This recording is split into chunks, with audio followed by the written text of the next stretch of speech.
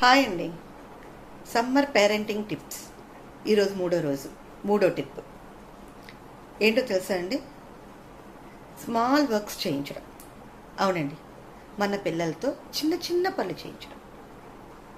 పెద్ద పెద్దవి కాకుండా చిన్న చిన్నవి, అంటే వాటర్ బాటిల్స్ పెట్టించడం, ఫ్రిడ్జ్లో పెట్టించడం, అలాగే మీరు వెజిటబుల్ కట్ చేయాల్సి వస్తే వాళ్ళ చేత పీల్ చేయించడం, అలాగే పక్క బట్టలని వాళ్ళు లేచాక చక్కగా నీట్గా సర్దిపించడం.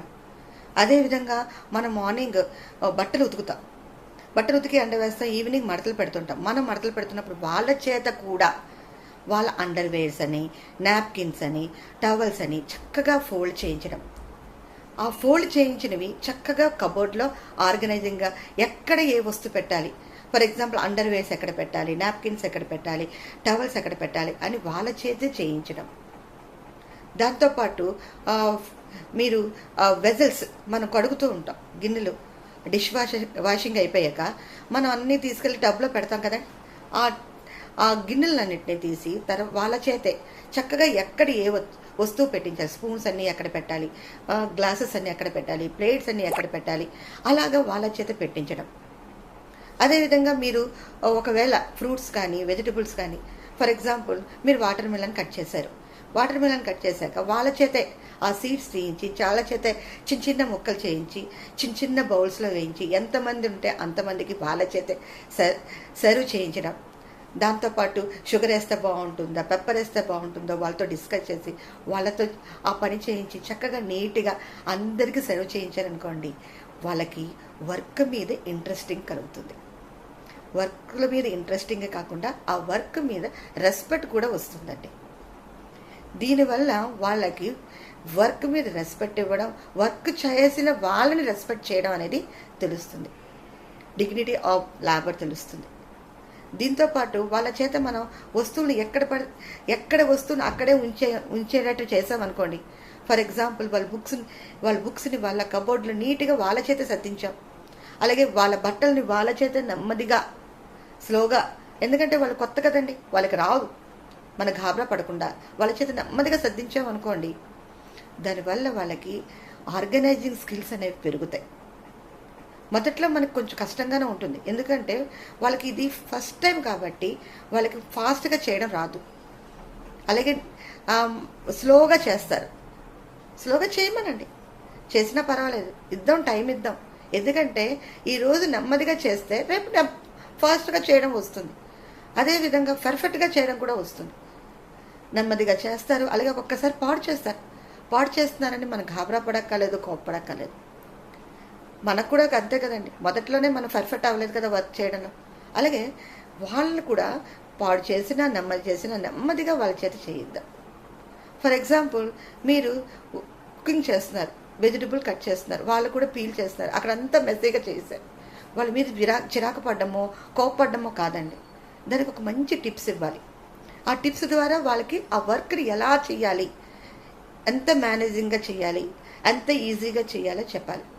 ఫర్ ఎగ్జాంపుల్ వాళ్ళు పీల్ చేస్తున్నారు, అదంతా మెస్సీ అయిపోయింది, అప్పుడు మనం ఏం చెప్పాలి, ఒక చిన్న క్లాత్ వేసి ఆ క్లాత్ మీద పీల్ చేయమని చెప్పాలి, ఒక కవర్ ఇచ్చి ఆ కవర్లో ఈ పీల్స్ అనేవి వేసి దాన్ని డస్ట్బిన్లో పడేయమని చెప్తే ఆటోమేటిక్గా వాళ్ళు అలాగే చేస్తారు. అంతేకాకుండా వాళ్ళు కూర్చున్న సోఫాలు వాళ్ళ చేతే నెమ్మదిగా సర్దించడం, పిల్లోస్ నీట్గా పెట్టించడం, టీపై నీట్గా ఉంచడం, అలాంటి చిన్న చిన్న వర్క్స్, ఇలాంటి వర్క్స్ చేయించడం వల్ల అదేదో తప్పు పనో లేకపోతే అదేదో నామోషో లేకపోతే అదేదో కొంతమందే చెయ్యాలి, అమ్మాయిలే చెయ్యాలి, అబ్బాయిలు చేయకూడదు అనే తేడా ఏమి ఉండదండి. ఇలాంటి పనులు అందరికీ అవ్వాలి. ఎందుకంటే మనం ఇప్పుడు కూడా చూస్తూ ఉంటాం, చాలామంది మన ఇళ్ళల్లో పెద్దవాళ్ళు అయిపోతారు, పెళ్ళిళ్ళు అయిపోతాయి, వాళ్ళకి చిన్న చిన్న వర్క్స్ కూడా చేయడం రాదు. అప్పుడు మనం కూడా అంటూ ఉంటాం, ఈ మాత్రం రాదా, ఈ చిన్న పని కూడా తెలీదా? నిజమండి, వాళ్ళకి తెలీదు. ఎందుకో తెలుసా అండి, వాళ్ళ చిన్నతనంలో వాళ్ళకి ఇలాంటి వర్క్స్ ఎలా చెయ్యాలి, ఎలా చేసుకుంటే బాగుంటుంది అనేది వాళ్ళ పేరెంట్స్ ద్వారా వాళ్ళు నేర్చుకోలేదు. సో అప్పుడు మనం అంటున్నప్పుడు వాళ్ళు ఫీల్ అవుతూ ఉంటారు. ఆ ఫీలింగ్ మన పిల్లలు పడకూడదు, మన పిల్లల ఫ్యూచర్లో అలాంటి ప్రాబ్లం రాకూడదు. అలా రాకుండా ఉండాలి అంటే మనం వాళ్ళ చేత చిన్నప్పటి నుంచి చిన్న చిన్న వర్క్స్ నేర్పించడం, చేయించడం చేయాలి. అలా చేయడం వల్ల వాళ్ళకి వర్క్ మీద interesting, respect, and organising skills పెరుగుతాయి. ఎప్పుడైతే వాళ్ళు ప్రతి వస్తువుని తీసిన దగ్గర పెట్టడం, నీట్గా ఉంచుకోవడం, నీట్గా ఇల్లుని సర్దుకోవడం చేస్తారో మనకు కూడా వర్క్ బర్డెన్ అనేది చాలా మటుకు తగ్గుతుంది. ఒక్కొక్కసారి మనం అనుకుంటూ ఉంటాం, అబ్బా మన పిల్లలు ఇంటికి వచ్చేసరికి ఎక్కడ బుక్స్ అక్కడే పడేస్తారు, ఎక్కడ బట్టలు అక్కడే విసిరేస్తుంటారని. ఎందుకు అలా జరుగుతుంది అంటే మనం వాళ్ళకి ఆ ట్రైనింగ్ ఇవ్వలేదు కాబట్టి. సో ఇప్పుడు మనకు ఆ టైం వచ్చింది. ఈ హాలిడేస్ని మనం యూటిలైజ్ చేసుకోవాలి.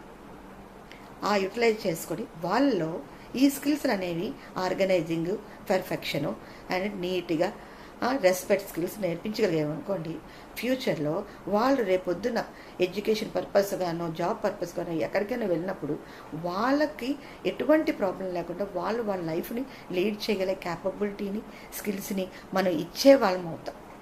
సో ఈ రోజు నుంచి థర్డ్ టిప్గా చిన్న పనులు వాటితో ఏదో చేయించండి. బట్టలు మడత పెట్టించడం, గిన్నెలు సర్దించడం, వెజిటబుల్స్ పీల్స్ చేయించడం, అదే విధంగా ఫ్రూట్స్ని కడగడము, లేకపోతే నీట్గా ఎక్కడ ఆ ఫ్రూట్స్ని ఆర్గనైజింగ్గా పెట్టడము, ఫ్రిడ్జ్లో ఏదైనా వస్తువులు తెస్తే ఫ్రిడ్జ్లో పెట్టడము, ఇలాంటివన్నీ కూడా చిన్న వర్క్స్ని మీరు ఈ రోజు నుంచి మీ పిల్లలకి నేర్పిస్తే వాళ్ళు ఫ్యూచర్లో హ్యాపీగా వాళ్ళ వర్క్ని వాళ్ళు చేసుకోగలుగుతారు. చేస్తారు కదండి. Third tip, small works.